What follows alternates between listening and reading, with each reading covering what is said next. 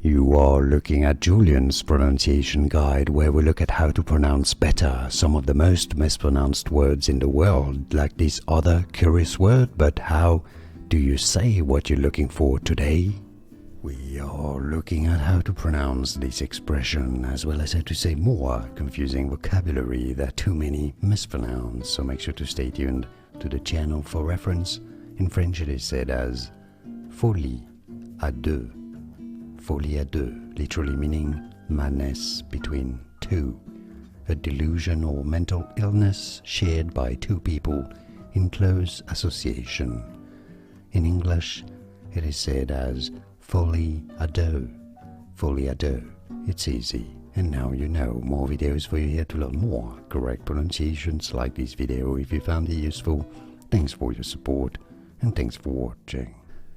Here are more videos on how to pronounce more confusing words and names too many mispronounced. Like this video if you found it useful. I appreciate your support. I'll see you soon and thanks for watching.